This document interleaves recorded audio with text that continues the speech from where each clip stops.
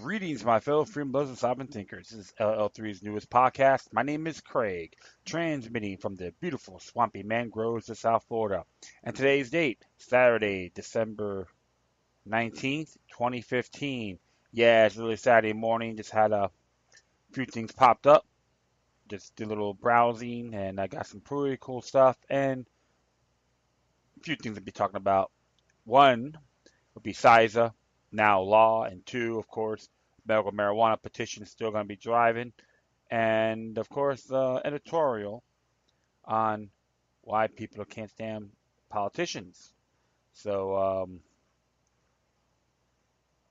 we'll just get this thing going, make it quick. You don't have to hear my voice the rest of the day. This one here is for ZeroHedge.com. It's entitled CISA is now the law. How Congress quietly passed the Second Patriot Act. Actually, it's updated here.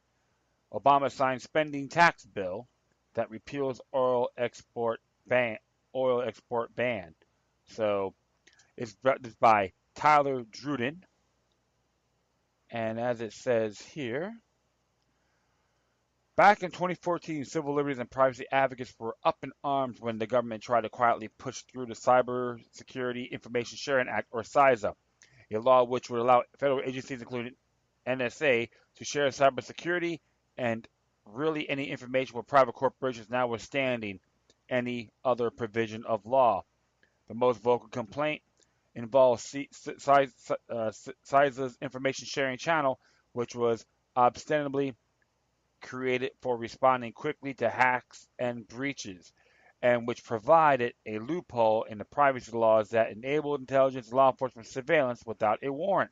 Ironically, in its earlier version, CISA has drawn the opposition of the tech firms including Apple, Twitter, Reddit, as well as the Business Software Alliance, the Computer and Communications Industry Association, and many others, including countless politicians, and most amusingly, the White House itself. In April, a coalition of 55 civil liberties groups and security experts signed onto an open letter opposing it. In July, the Department of Homeland Security itself warned that the bill could overwhelm the agency with data of dubious value. At the same time as it sweeps away privacy protections, most notably the biggest aggregator of online private content, Facebook vehemently opposed the legislation. However, a month ago, it was surprisingly revealed that Zuckerberg had been quietly on the side of the NSA all along, as we reported in Facebook caught security lobbying for privacy-destroying cybersecurity bill. There's a link for that, so you guys can check it out yourselves. Even Snowden chimed in following the Blitz response to push to pass CISA was tabled following a White House threat to veto similar legislation. Then, quietly, CISA reemerged after the same White House mysteriously flip-flop expressed its support for precisely the same bill in August. And then the mask fell off when it became obvious that not only are corporations eager to pass CISA despite their previous outcry, but they have both the White House and Congress in their pocket. As Wired reminded us, when the Senate passed Cybersecurity Information Sharing Act by the vote of 74 to 21 in October, privacy advocates were again aghast that the key portions of the law were left intact, which they said make it more amenable to surveillance and actual security, claiming that Congress has quietly stripped out even more of its remaining privacy protections. They took a bad bill and they made it worse, says Robin Green, Policy Counsel for the Open Technology Institute.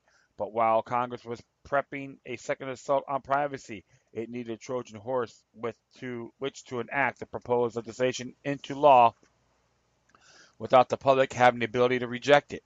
It found just that by attaching to the ominous bill $1.1 trillion spending bill, which passed the House earlier this morning, passed the Senate moments ago, and will be signed into law by the President in the coming hours. This is how it happened, again, courtesy of Wired. In a late night session of Congress, House Speaker Paul Ryan announced a new version of the omnibus bill, massive piece of legislation that deals with much of the federal government's funding. It now includes a version of CISA as well. Lumpy CISA in with omnibus bill further reduces a chance for debate over surveillance-friendly provisions or a White House veto. And the latest version actually chips away even further at the remaining personal information protections that privacy advocates had fought for in the version of the bill that passed in the Senate. It appears that while CISA was on a hiatus, lawmakers working under the direction of corporations and the NSA, were seeking to weaponize the revised legislation, and as Wired says, the latest version of the bill appended to the omnibus legislation seems to exacerbate the problem of personal information protections. It creates the ability for the president to set up portals for agencies like the FBI and the Office of the Director of the National Intelligence so that companies hand information directly to law enforcement and intelligence agencies instead to the Department of Homeland Security. It also changes when information shared for cybersecurity reasons can be used for law enforcement investigations. The earlier bill had only that back channel the use of the data for law enforcement in cases of imminent threats, while the new bill requires just a specific threat, potentially allowing the search for the data for any specific terms, regardless of timeliness.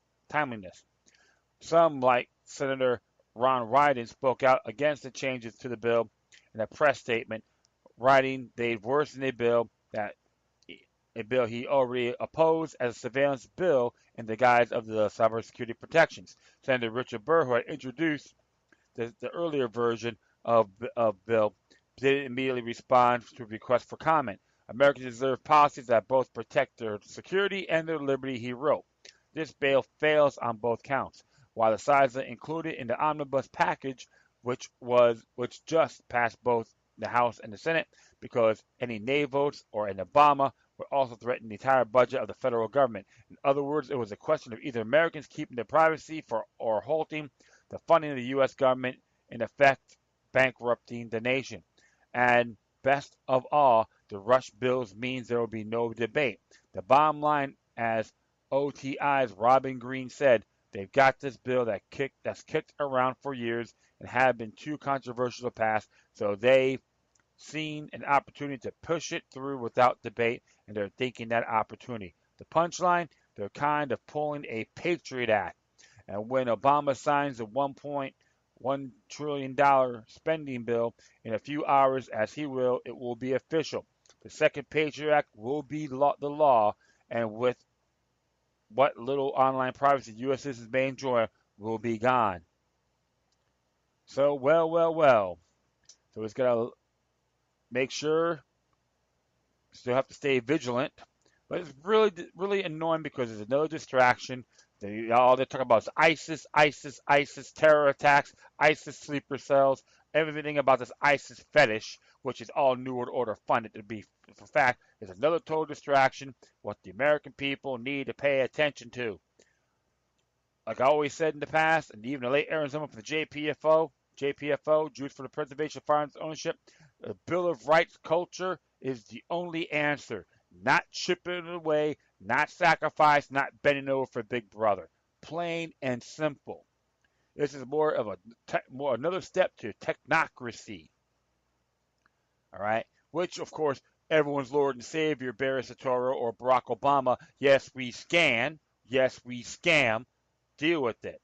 So all you folks that still wear those President Obama shirts and all those lackeys that want to bow down to people in Congress that bends over for those idiots, you have to look at the bigger picture. If not, take a look in the mirror because your obligations have been defaulted. And you have to look and say, don't blame the Democrats, don't blame the Republicans, blame yourselves. Because this is why you have to always be vigilant. You have an oath, especially as registered voters, to protect and defend both U.S. and your state constitutions. That's what I would recommend, okay, in this perspective. The states should do a 10th Amendment stance against this debacle. It's downright unacceptable, null and void. Okay? More money being flushed down the toilet. Where are we going to get it from? The Federal Reserve. That's right. Print it out of thin air. Bing! The magic lamp theory. So that's what you gotta always have to do, my friends. Is always stay vigilant. No ends, ifs, or butts. So, so it's going to be a cloak and dagger battle, my fellow freedom-loving sovereign thinkers out there. It's not just the United States, but the world. So you know what? Everyone's got to start paying attention to all those crybabies that you folks know. If they complain what's going on, ask them what are you doing about it. They say nothing. You tell them to shut up. They're contaminating space. All right, here's the next one here. Came from Canada Chronicle, one of my pen pals posted on her Facebook page, and I thank her for that. And then it was spread. This one here, 2016 medical marijuana petition approved by Florida Supreme Court. The Florida Supreme Court officially approved the 2016 version of the medical marijuana petition. There's now only one step to get it on the ballot. Politicians in Tallahassee are finally starting to realize that they can't stop this movement. Unlike 2014, Pam Bondi didn't make an attempt to roadblock this petition. Unite for Care, the organization responsible for the medical marijuana petition, still needs to secure 683,149 validated petitions. As of now, they have over 400,000. And it's asking you a question: do you think marijuana should be legalized in Florida? Many people will say yes. And in good faith, I have to agree as well. And it's not going around and say, hey man, let's get stoned. We all have to have responsibility for our actions. Don't have to give them to kids unless medical related material, which this is here. But I don't know why it's going to be a petition on Article 1, Section 28, because we have basic rights as guaranteed in Florida's Constitution, Article 1, Section 2, which just states that all of our natural born rights are inalienable. So, no victim, no crime. Correct? Comprende? So hopefully all those dingleberries out there that have the prohibition fetish, and the one Yahoo from Nevada thinks that he's going to tell us what to do when to wipe our behinds, but he wants slot machines in in everyone's backyard. So this is positive news. I'm not saying I want to be, condoning anything like that, but the truth of the matter is, Pam Bondi did the right thing, by butting out. So that's good news there. So I am happy about that. That's another perspective. So I have to take it from there. That's from United for Care. That's the source. You can look it up yourselves. Probably has all the details in here. Let's check this out. Yeah, United for Care. And exactly, so there's the petition right there. So it's pretty good stuff.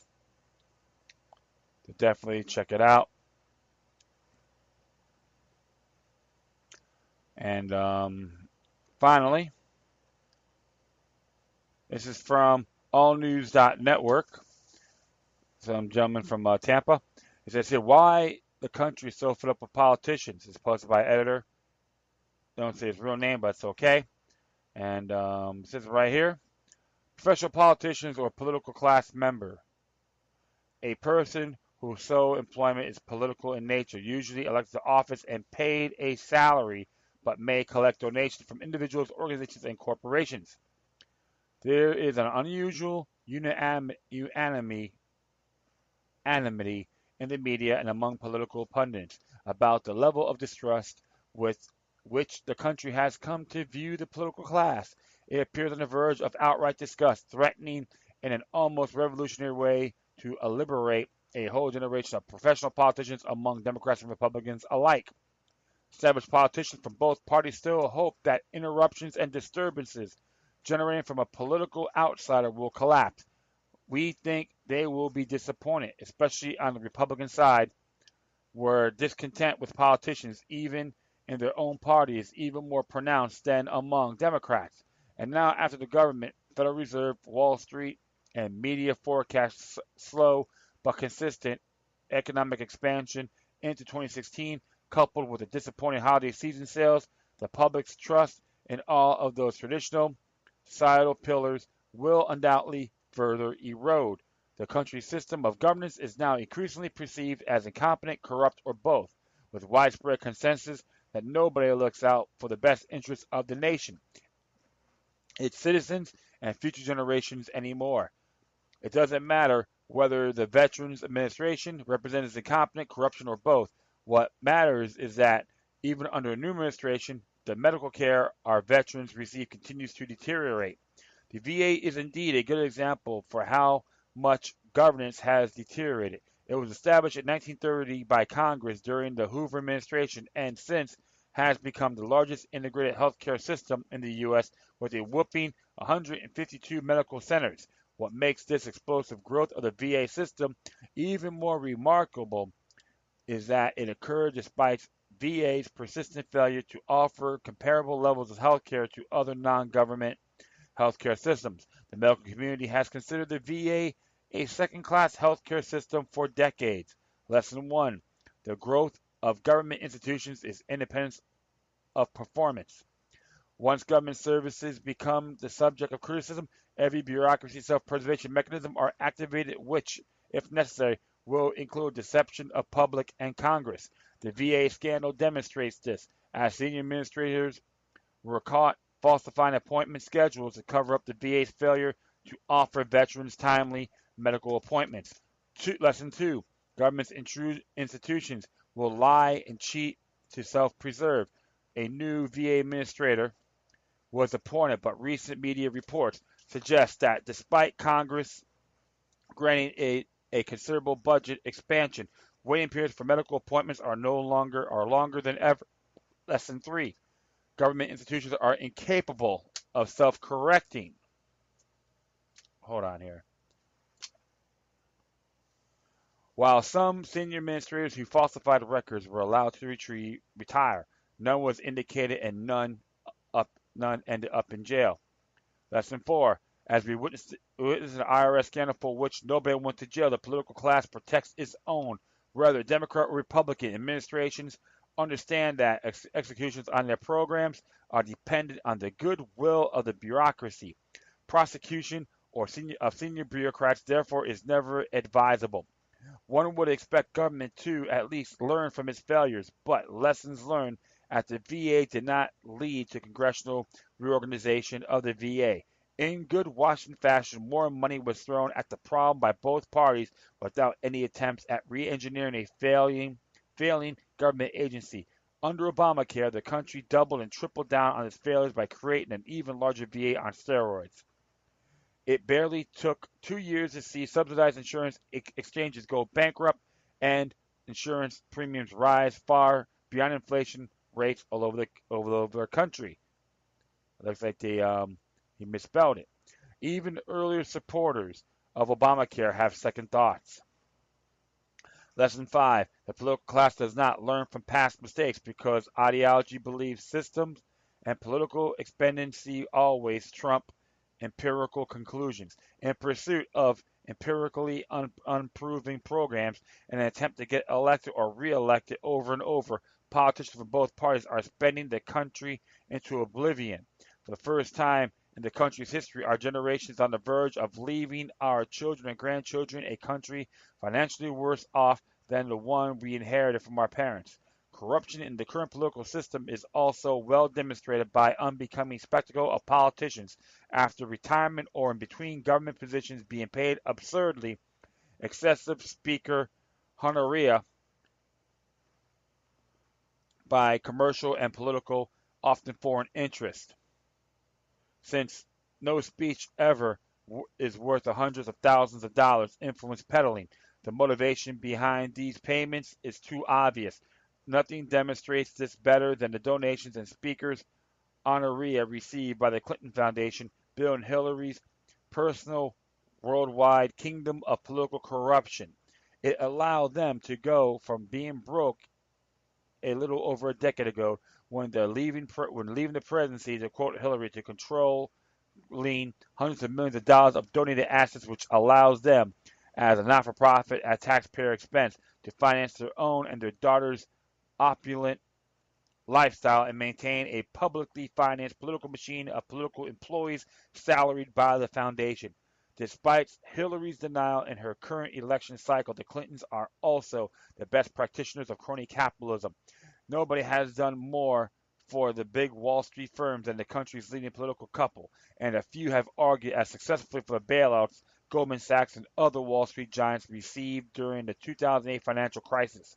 Interestingly, just a few days ago, Wall Street Journal reported that major U.S. banks almost bailed out by taxpayer funds significantly decreased their loans to small businesses in the third quarter of 2015 while increasing lending to Fortune 500 companies. Crony capitalism is indeed doing very well and is more alive than ever after 7 years of the Obama administration. It is the middle class, i.e., small business owners, that is suffering for lack of all advocacy in Washington at historically unprecedented levels of crony capitalism in the U.S. small businesses just cannot afford Bill and Hillary Clinton's speaker honoraria. By exempting themselves from laws, the political class has also been highly successful in carving out special legal standing for themselves while rewarding themselves materially in ways others cannot. For examples bound. For example, five sons of the former Democratic Senate leader Harry Reid worked as lobbyists to Congress during his tenure, and amazingly, no law or congressional rule considered this an illegal conflict of interest. Yet others, under similar circumstances, would end up in jail. For an example, physicians are prohibited from utilizing laboratories or x-ray facilities for their patients if family members hold even minimal ownership in them. Another example, until very recently, members of Congress were fully protected from insider trading rules for which hundreds of regular citizens go to jail every year. When voting for legislation that may benefit commercial interests, politicians' disclosure mandates are extremely porous. Porous. Yet, to go back examples from the medical profession, physicians and scientists who receive just a coffee mug from a pharma company have to disclose this fact before giving a lecture to colleagues upon publishing a scientific paper or when applying for a federal grant. It is perfectly permissible for members of Congress and local politicians to accept luncheon and dinner invitation, aside of political contributions, of course, or go on an all-expense paid junket at luxury hotel resorts and golf courses. Yet physicians are no longer allowed to accept free meals at or paid trips to professional medical conferences. It should not be surprised that more and more of the country is increasingly convinced that the political class is up for sale to the highest bidder, whatever it involves the country's security and foreign policy. While his wife was Secretary of State, President Clinton seriously applied for a permit from the Department of State to give one of his highest paid speeches in North Korea. The economic well being of its citizens, especially one of its middle class, and probably most importantly, the future of our children and grandchildren. The people's evolving disgust is also spreading to the intellectual leadership of the country, mostly concentrated in universities, Hollywood, and media on both coasts. They are held responsible for many of the recent societal policy changes that have overtaken the country at a surprisingly rapid pace, including the legalizing of marijuana, gay marriage, and increasing legislative secularism. Interesting there about the whole legalizing marijuana, because I could say this: who's going to benefit more? And there's even a claim too that the U.S. government has the patent for marijuana. I'm gonna have to look into that, but it's just a claim. So look, if you got it, send it to me. Don't be shy, folks. Okay. The public does not understand why smoking cigarette in public makes them outcasts, yet smoking a joint is widely promoted and considered hip. They they see one great social idea after another failing while consuming billions of the country's treasury, while poverty in the country is at the highest in decades. And after having elected the first black president in two terms, they find race relations at a tragic new low. The intellectual leadership of the country is held responsible for all of these developments because it, with increasing arrogance, is propagating empirically untested social experiments of unprecedented size and cost. Obamacare, legalization of marijuana, global warming, etc., while the country is slipping into deeper and deeper economic and social malaise. Such moments of national malaise and lack of political as well as intellectual leadership have proven dangerous in history as they have led to fascism and other forms of dictatorship in the past. In the current election, a record field of Republicans announced their candidacy for president, and we are pleased by their youth and apparent riches of talents. Concomitantly, they were disappointed by the lack of talent among Democrats, which made Hillary Clinton's selection a foregone conclusion unless she does get indicted by the Justice Department after all, which after the bailout of the IRS by Justice appears much less likely than we had thought just a month ago. Unfortunately, the Republican candidates have been disappointing and unoriginal until now, except for the three inexperienced political outsiders, Trump, Carson, and Fiorina. On the Democratic side, Hillary has been Hillary, an untrustworthy, lying political operative who will do and say anything to be elected. Just weeks before start of the official primary season, the country faces rather bleak options for the 2016 election. I have to say he's right on those areas. I'm not gonna, like I said, I can't argue with them overall. Like I say, the legalization of marijuana, I always say on the state's level, but of course, when you got the federal government trying to push for all this, or the lobbyists trying to push for it, you have to always see things in the bigger picture. Because I remember in some past articles I've read about if the government gets involved, expect GMO-made pot. Okay, so and that's not really that good. We always got to look at everything in the bigger picture. But the truth of the matter is, this is becoming one big cesspool. Is right in our faces. That's why the spiritual awakening is increasingly going. Because the fact is, now with technology, with the internet, people can look at their track record. They can watch the shows, certain channels anytime. Speeches like via C-SPAN, which I say C-SPAN's always been very good. I always recommend that to check it out. But there's one thing I always tell people: you never trust the government because government in Latin means control of the mind. So that's why you always have to observe, observe, be vigilant. Don't get distracted on garbage. You don't want us to get distracted. You want us to be like jump on manifestations. Okay, we have to really look at these to a fact. This is why I always let people know. You always gotta look at the bigger picture, my friends. And this is why I always tell these to these people. And of course,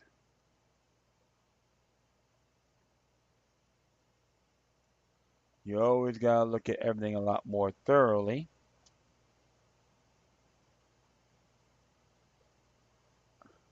Like it says here, government is like fire, a handy servant, but a dangerous master.